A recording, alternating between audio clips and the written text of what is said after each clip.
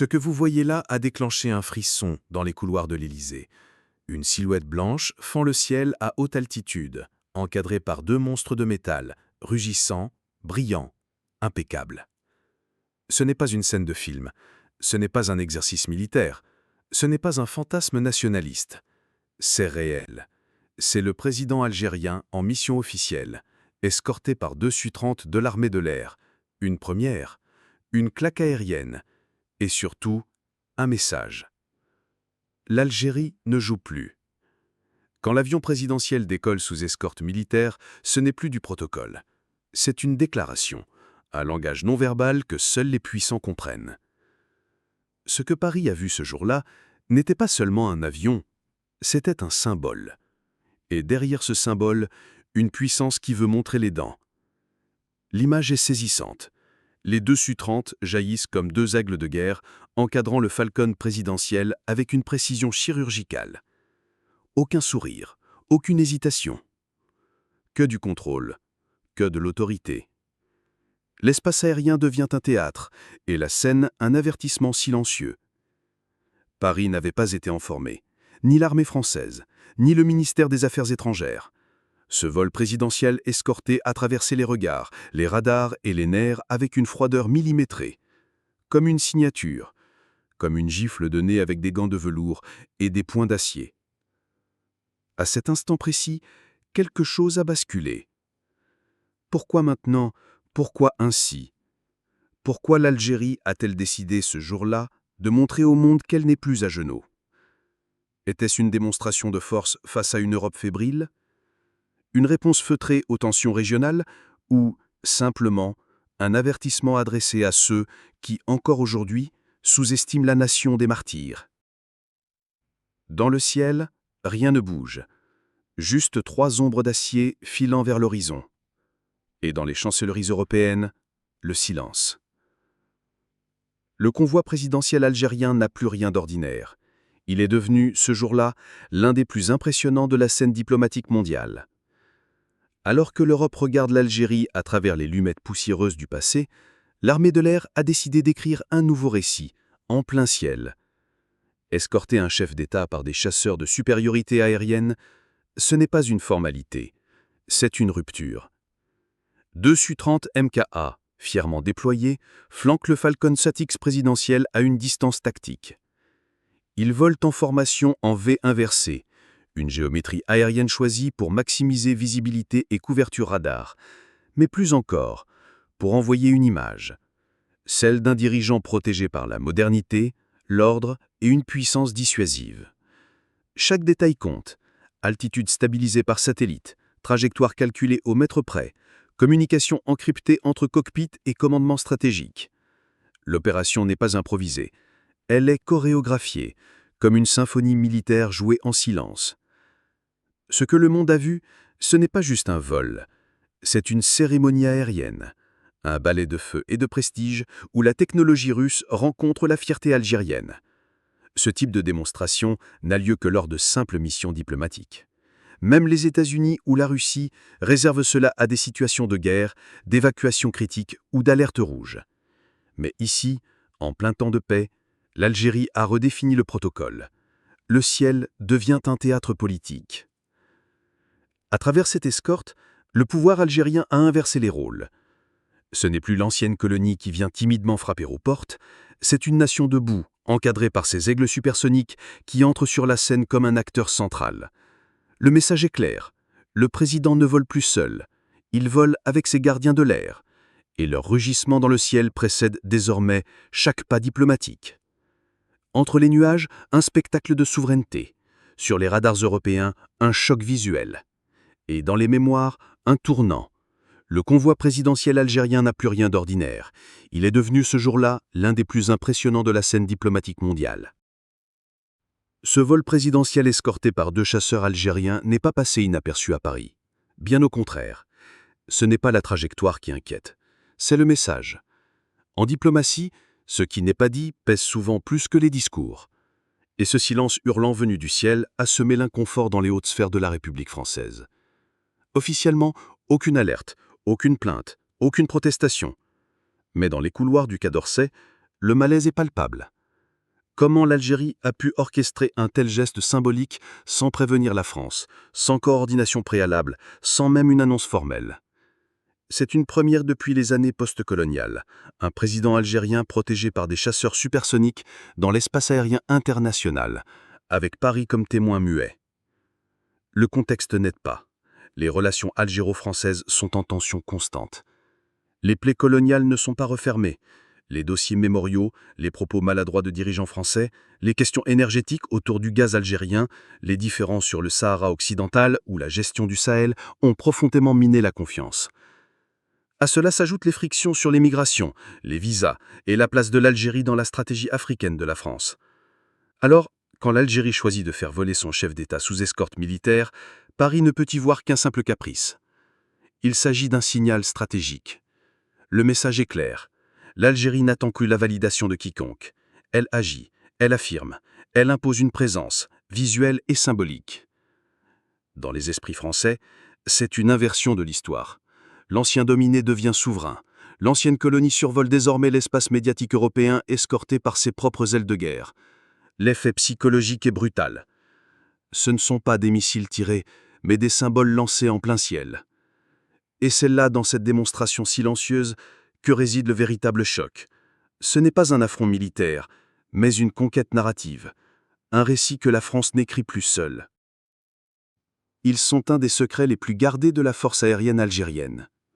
Les Su-30 MKA, bêtes de guerre venues de l'ingénierie russe, modifiées spécialement pour répondre aux exigences stratégiques de l'Algérie. Leur présence dans le ciel n'est jamais anodine. Chaque décollage est un avertissement, chaque manœuvre un code silencieux. Et ce jour-là, en escortant le président, ils sont devenus un symbole vivant de la puissance renouvelée de l'armée algérienne. Le Su-30 MKA est un chasseur biplace multirôle de génération 4++, directement dérivé du Su-30 MKI indien, mais adapté aux besoins du commandement algérien. Il combine versatilité, puissance de feu, autonomie impressionnante et électronique embarquée de pointe. Doté de radars à balayage électronique, de systèmes de guerre électronique israélo-russes et de capacités de ciblage en conditions extrêmes, il peut frapper loin, frapper vite et frapper juste. Sa charge puile ? Jusqu'à 8 tonnes d'armement, missiles air-à-air à moyenne et longue portée, missiles air-sol guidés, bombes intelligentes, pods de reconnaissance et brouilleurs. Sa région opérationnelle dépasse les 3000 km sans ravitaillement. En combat tournoyant, il rivalise sans trembler avec les meilleurs appareils occidentaux. Et face au Rafale français, la comparaison devient inévitable. Le Rafale brille par sa finesse et sa versatilité, mais le Su-30, plus lourd, plus puissant et plus endurant, impose une présence redoutable. Sa capacité d'intercepter, de frapper en profondeur ou de protéger une zone sensible le rend central dans toute doctrine de dissuasion active.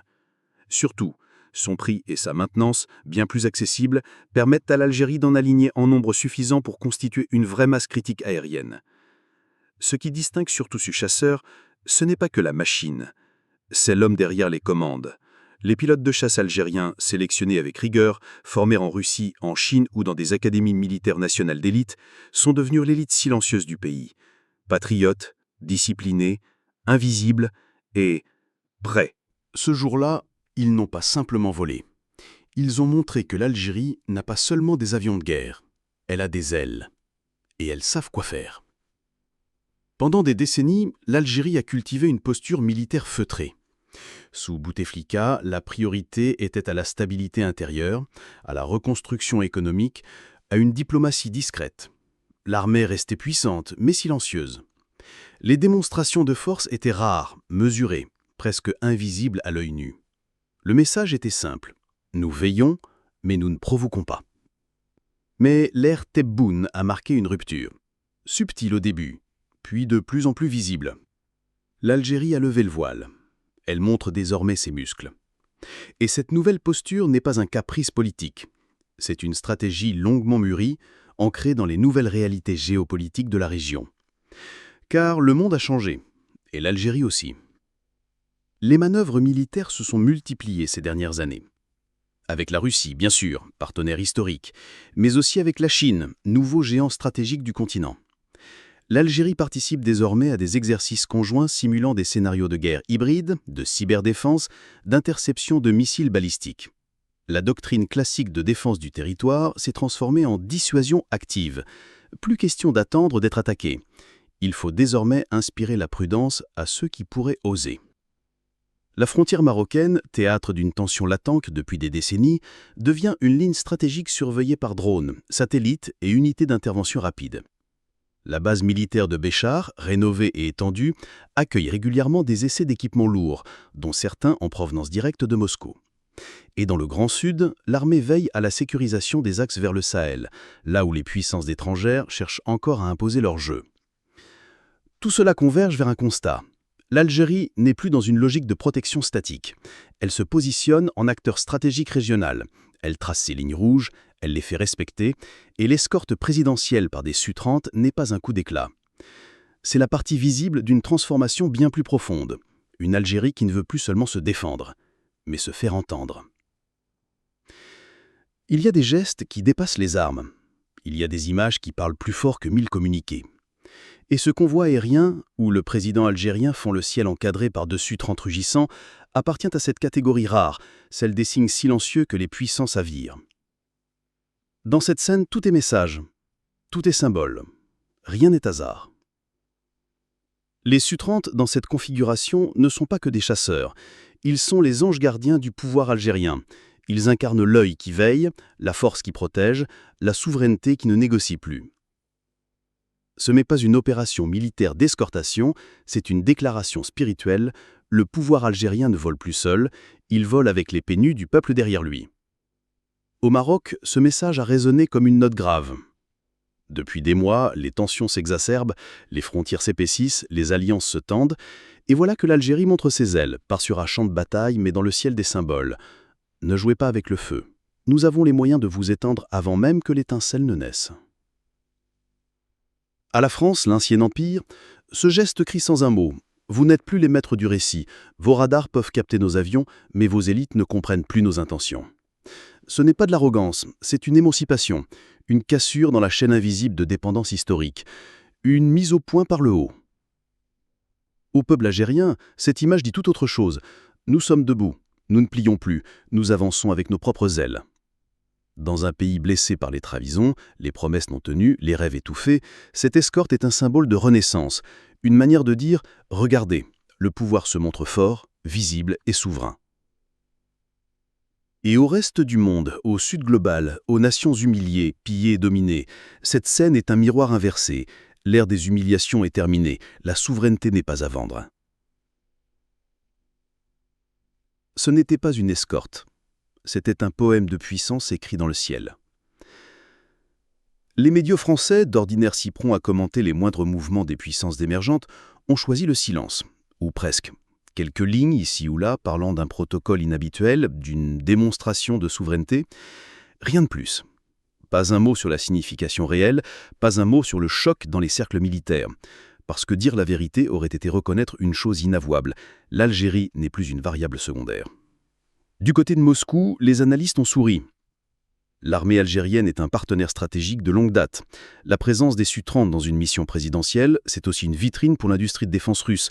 Mais plus profondément, c'est la confirmation que le monde multipolaire prend forme et que certains anciens protégés du Ouest se tournent désormais vers l'Est, non par soumission, mais par calcul. À Pékin, même lecture. La Chine investit massivement en Algérie. Ports, mines, infrastructures, numérique, mais aussi sécurité. Un partenaire qui ose afficher sa force, même symboliquement, est un partenaire qui peut peser. Cette escorte présidentielle est perçue comme le signal d'un alignement indépendant, capable de jouer entre les blocs. Mais c'est au Maroc que l'effet a été le plus immédiat. Sur les radars militaires, ce jour-là, l'activité était anormalement dense, alerte rouge officieuse, réunion d'état-major, interprétation du geste algérien comme un test, une mesure de tolérance, une provocation calculée. L'Algérie n'a pas franchi de ligne, mais elle a déplacé les balises, et cela suffit à bouleverser l'équilibre psychologique. L'OTAN observe silencieuse. Dans les coulisses, les rapports s'accumulent. L'Algérie ne menace pas l'Europe, mais elle s'impose, et cette imposition, cette affirmation sans permission dérange, car elle contredit la logique du rapport de force classique. Le message algérien est implicite, nous dialoguons d'égal à égal. Ou pas du tout. Dans le monde arabe, sur les réseaux sociaux, dans les rues d'Orient, c'est l'admiration qui domine. Les images tournent en boucle. Un président arabe escorté par 2 monstres d'acier. Souverain, impénétrable. Voilà ce qu'on attend de nos leaders. L'Algérie devient en un instant, non pas une modèle, mais une inspiration. Et si ce ciel traversé par 3 ombres d'acier n'était pas une opération militaire? Et si c'était l'annonce silencieuse d'un nouveau chapitre? Et si l'Algérie venait d'entrer dans une nouvelle ère?